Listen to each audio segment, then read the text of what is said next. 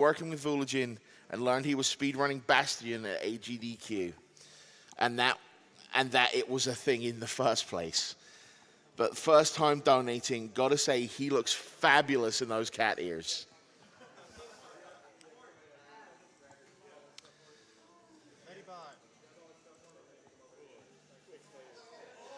$50 from an anonymous that says, half coordinated is an inspiration to all and one of my favorite parts of AGDQ. Zelen38 donates and says, half is a wonderful person. Your Momo's Dora's hymns. Your Momo Dora's him. He's a giver, not a taker. He's a true master of the R's, and he comes armed with wings or cat ears. The Mr. Rogers of video games isn't an understatement. P.S. Gideon's X burns forever. Who said no way? We're not getting in a ship war up here, man. Like, I have a $12 donation from Spongo that merely says, no one's going to read a $12 donation. Get called out, sir. Or ma'am, or whatever you identify as. $500 from Lingo Maniac 88.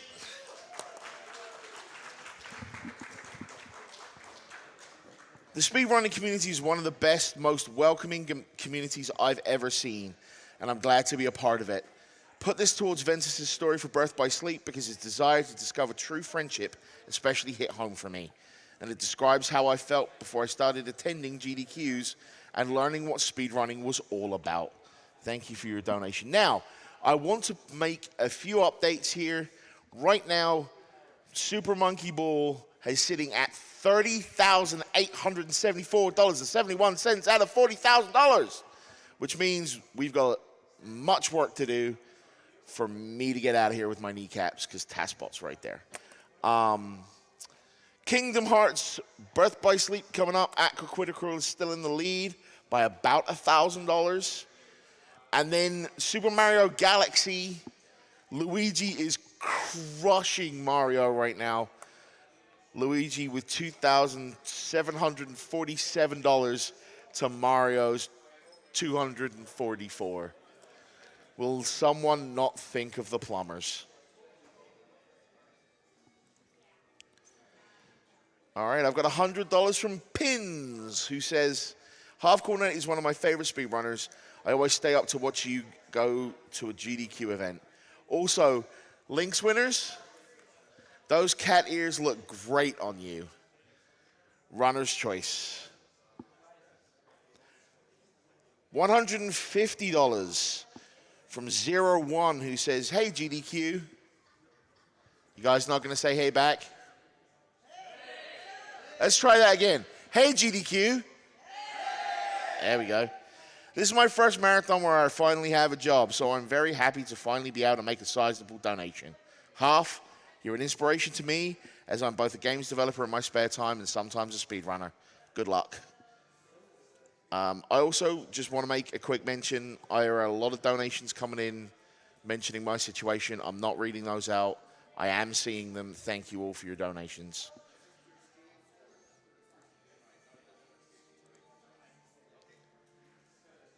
I have $25 from Vegetable Platter, who says, hey, Half, I'm a physical therapist who routinely works with young adults who have neurological disorders or injuries. I enjoy always being able to talk with them about you as a fantastic example of what life can be like, even though they are adjusting to a new way of living. Keep up great work, and I can't wait to see what you're up to next.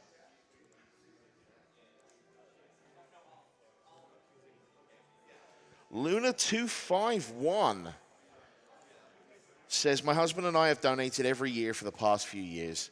It's carrying on the tradition of me donating on behalf of my cousin, whom I lost to brain cancer, and now my grandfather, who is being benefited by cancer prevention right now. We're big fans of Half and all of his runs and want this donation to go to Runner's Choice. Good luck. Have fun. Thank you, Luna.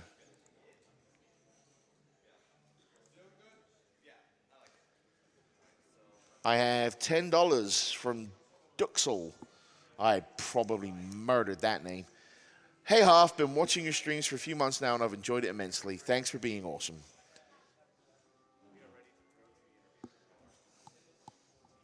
And with that, I'm going to go ahead and throw it over to Edo Bean, who's going to be interviewing the aforementioned half-coordinated here. So AGDQ, once again, do me a favor. Let's hear it for the both of them. I said let's hear it for the both of them. Wake up, guys. Meow. Hello, everyone. I'm Edo Bean. This is Awesome Games Unquote 2018. Here with me is Half Coordinated, who had just finished his runs. Congratulations on those. How did you really feel about doing that? It felt really good to be able to show off those games because I did most of the routing myself. There was some help from people, as I mentioned, Fog and Lynx helped a little bit as well with Tykeer, but just to be able to show what I had done to those games, it was nice. That's really awesome. I want to go ahead and go to a couple of Twitter questions. We did get a lot during the round, so let's go ahead and go to those, see what we got for you.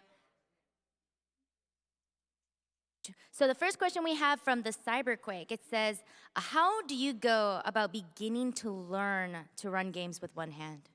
Well, Cyberquake, I have a physical disability called hemopharesis. I neglected to mention it at the start of the runs, but I play better one-handed than I do with two. So it's just how I regularly approach a game. It's how I play. I learned how to play one-handed like back when PS2 came out was when I figured it out for myself. Yeah. All right. Next question comes from Broken NW that says, so how many games do you think you're single-handedly responsible for making devs patch to fix wall clips? There's at least a couple.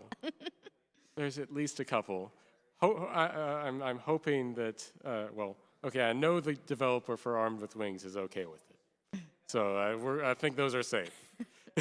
That's good. Next comes from Monolith MTG that says, what games are you planning on running in the future? And what are you looking for in a game when running it one-handed? So one thing that's always a plus for running a game one-handed is remappable controls. It isn't necessarily required, but it does definitely help to be able to remap the controls. The next game I'm actually looking at running, I've already done many runs of it, would be a Hob. It's an interesting adventure sort of game that came out this year. So looking forward to submitting that soon. Nice. We have from sgrunt _ that says, what's the story behind the design on the shirts? So this is Moofles, who is a cloud of happiness that vomits candy. I came up with them. I used to draw comics when I was younger, and I did 2 24-hour comics. During my first one character was taking too long to draw to be able to make the 24 pages in 24 hours. So I turned them into Moofles, and they just became my trademark sort of character ever since. It's super cute. Next we have from Amantini that says, how many hugs have you given out at AGDQ 2018? I don't know if a number can quantify how many hugs I've actually given. Not enough. Not enough. Never Clearly. enough. Clearly never enough. We have from Otaku Tom that says, as someone who is starting to develop games on their own, are there any tips on how to make games more accessible to gamers with physical disabilities? Ooh, that is a heavy question to try and go through. So there is definitely a lot that you can do. As I mentioned, remappable controls is always good. There's a lot of visual settings that you can have. Color blindness options are something that almost every game should have, or you can design for that in purpose. There's a lot of programs out there that will actually let you see what it would look like to someone with various forms of color blindness. To help you basically avoid any issues there. There is a lot. I should have expected this question. I really should have. Because this is something I advocate for a lot. I do some testing and accessibility consultation, but it's a little bit hard to answer all of it just right up here. There's a lot of variables to it, so it's definitely understandable how, you know, depending on case by case, Yes. it can be definitely difficult to answer. So. Yeah, another thing would be, so other than custom controls, there's as well, just having alternate control options as well. That is something that does tend to help. And yeah. Yeah, all right. The next question that we got is from Taylor Apido that says, what accomplishment are you most proud of in speedrunning? Being able to share this craft with so many people, to help people know that, you know, you can do this. That there's so much that you can do. I love trying to be that example. So that's my favorite. I know it's a little bit indirect, but that's my favorite accomplishment in speedrunning is being able to do these events. Nice. And we have a question from Slightly Evolved that says, which game have you run at a GDQ that is your favorite? P.S. The correct answer would be Momo 4. They answered it for me. That's unfair. The Momo 4 or Momodora Reverend of the Moonlight run definitely has a special place in my heart. It was a very important run for me. So yes, I would have to answer that one. Definitely. There's one more thing I wanted to ask personally, as someone that is also dealing with a lot of physical damage on that. When's 2 players, 1 controller? Anytime, Edo. All right. Anytime, Edo. 2 players, 1 controller. You'll see it at a future GDQ. And you know, speaking, you know what, a GDQ, you know what? There's prizes that we need, but what's going? Oh. It is a rare sand kitty. How are you? Prizes. Prizes. Okay, prizes. I guess the kitty has some prizes to show us. What do we got? What do we got going here? We got some really cool stuff here coming up over the next few blocks. I know. So, open right now until the end of Cat Quest from ThinkGeek. Actually, we have this really cool Minecraft potion bottle. And it actually lights up, it changes colors, it has a bunch of different like programmable colors. You That's can make it flash. awesome. Yeah, it's really neat. It kind of reminds me of like an old lava light I used to have in my room when I was a kid, because, you know, growing up in the early 90s, that was the cool thing. You needed that like non-functional lamp in your room. Amazingly cool. And, you know, that's effectively what this is for a new generation. I love it. We also have, from our good friend E-Mister, this Nintendo DS Lite in box. Now, you know, obviously the DS is a little bit, original DS is a little bit out of print at this point. We're not quite getting some new games for it, but it's a great classic system. This thing's complete in box, completely new, I believe. And, you know, there are a lot of classics on the system. Do you actually run anything on the DS? I don't know offhand. No, it's not that accessible for me. Yeah, I can see that being a little bit of a problem. Maybe not the best system. And of course, I would be remiss if I didn't remind you guys that going on right now until the end of Cat Quest, great ears for that, by the way, we have a bit of a special prize going on. So we have an NVIDIA GTX 1080. Great graphics card. I mean, that's the graphics card other graphics cards benchmark against because they hope they can beat it in some aspect. We're not asking for a $20 minimum donation for that. We're not asking for a $15 minimum donation. You got to donate $10.80 if you want a chance to win that 1080. That is a 1080 for 1080. And I mean, realistically, that's amazing. Someone out there who donates $10.80 is going to win one of the best GPUs on the planet right now. And that's pretty ridiculous. As always, guys, you can head over to gamesdonequick.com where you're going to be able to check out the tracker. You're going to find all the information you need about prizes, about incentives, about upcoming runs, and about everything you're going to need to know at the marathon. And you know what, real quick, before we throw it back up to the front for HackyZack, I just want to hear one last round of applause for Half Coordinated over here. Because he is honestly an inspiration as a speedrunner and a person, and he is just one of the most humble and wonderful people in the community. We love you, Half, and thank you so much for being here with us. And thank you for the opportunity. Thank you guys so much. Once again, coming up next is HackyZack with Hornlitz, and we wish you the best. And I guess we're out, guys. Yeah. I suddenly understand all the $10.80 donations I've been getting. I had no idea. All right, we're going to not hold back the HackyZack run. Did I just say HackyZack? It's been a long day. We're not going to hold that run back anymore.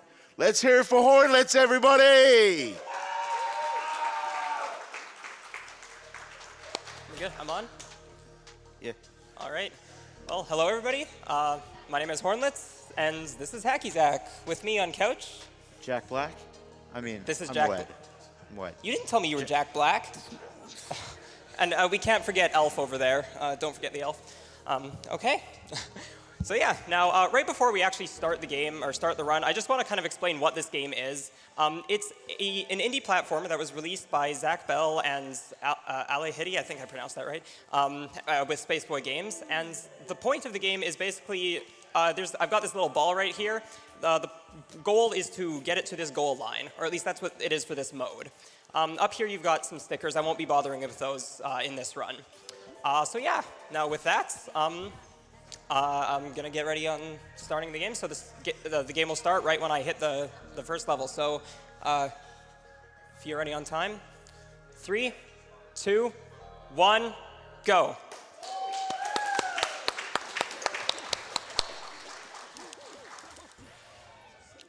All right, so right off the bat, I actually want to explain a glitch in this game. So basically, there is a triple jump in this game. You're only supposed to have a double jump, but you don't. If you do the first 2 jumps really quickly, you actually get a bit extra height. Actually, I'll do it right here.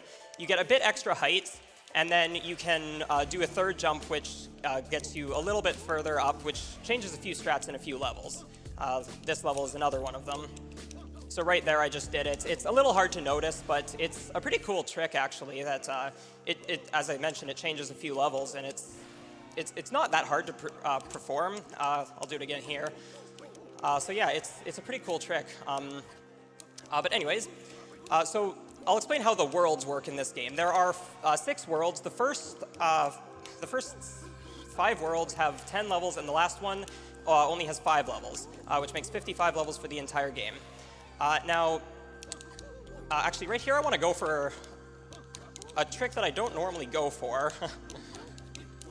Right here, you can actually take the ball across the top of the level, and now, there we go, okay.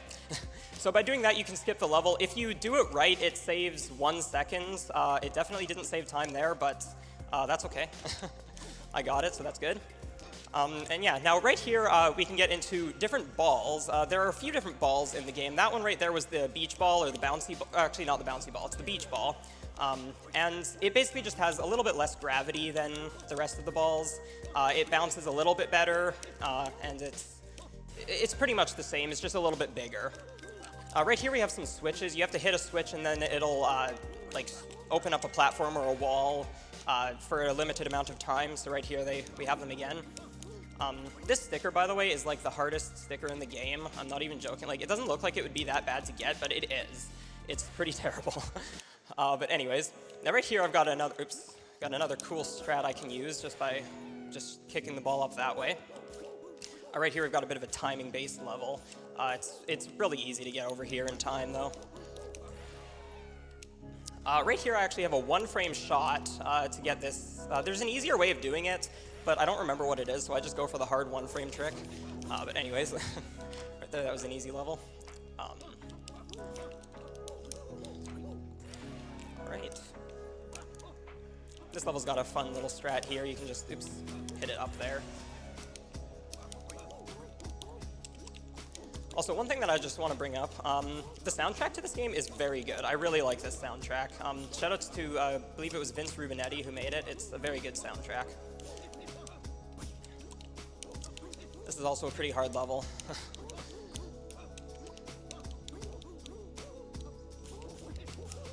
Oh, come on. I'm trying to save this. There we go. Okay. This level's got a nice little easy strat you can throw all the way over there. Right here, you're supposed to wait for the moving wall, but you don't actually, or the moving platform, but you don't actually have to. But it's a little bit harder of a strat there. But it saves a few seconds, so it's pretty nice. All right, so right here we're entering World 4. I believe, yeah, it's World 4. Come on. There we go.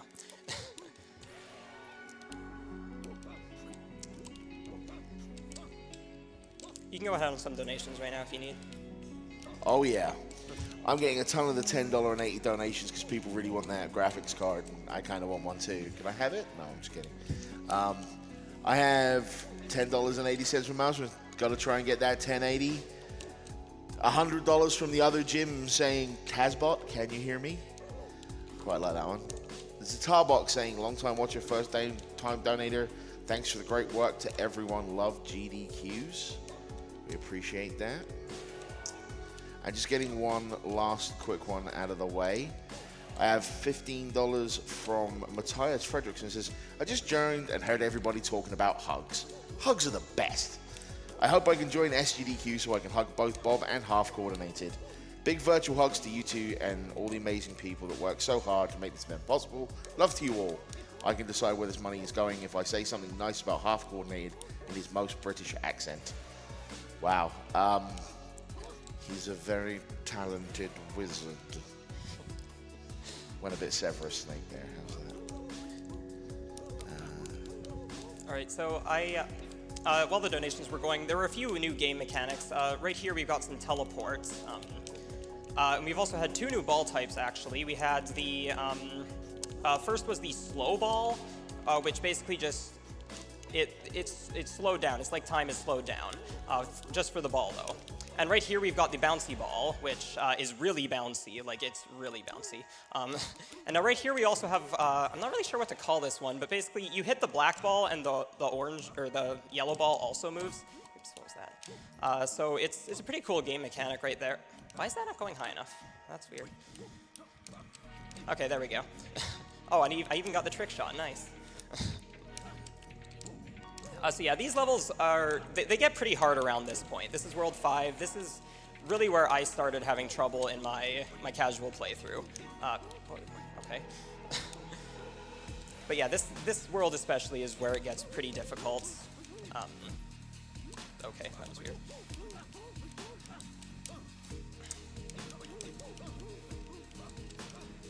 All right, there we go. This level is actually kind of cool. It's got, I'll go for it. Hey, I actually got it. I think that's a 1-frame trick right there. Just a little bit of a shortcut that you can take through there. It saves a couple seconds, so it's actually really worth it to go for it, especially at a higher level of play.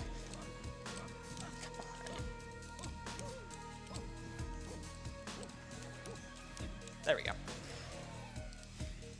All right, this is one of the hardest levels in the game, actually. It doesn't look terrible, but it's very hard. There we go, okay. And this is probably my worst level in the game. It is a very hard level. That jump right there is very hard. After that, it's actually not that bad. All right. And also one other thing I guess I should mention, these little like white dotted lines are, the ball can't go through them, but I can. So it just adds a bit of depth to the level design. All right, now this is the last world. There are only 5 levels in this one, so time should be relatively quickly here after the 5th level, if I can even beat this one. Oh, and I actually forgot to mention this ball type. This is the zero gravity ball. It basically, you hit it and it will just keep going in whatever direction you hit it until it hits a wall. And it's actually probably my favorite mechanic. Oh, what? Come on. Okay. There. Okay, there we go.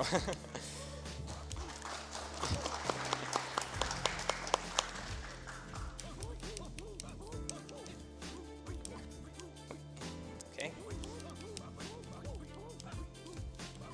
There we go, okay. That sticker actually right there is probably the hardest sticker in the game. That's actually the only one that I don't have a actually good strategy for. All the other ones, at least there's like an easy way to do it, but that one, no, it's hard. All right. So with that, that's my least favorite level in the entire game, by the way. I just don't like waiting very much. I mean, I'm a speedrunner, so that's kind of the point. Horn, do you know a Calvin JJ? I do indeed know a Calvin JJ. How's it going? They have donated $50 and simply say, nice shirt, Horn. Hey, thanks. Also, get ready on time. And time.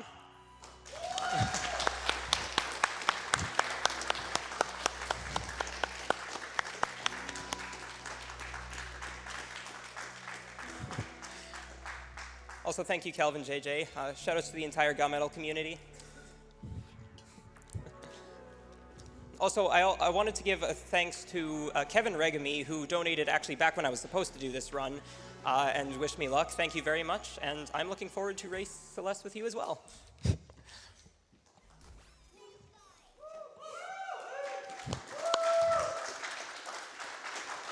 Now we can do better than that, guys. Come on. Thanks, guys.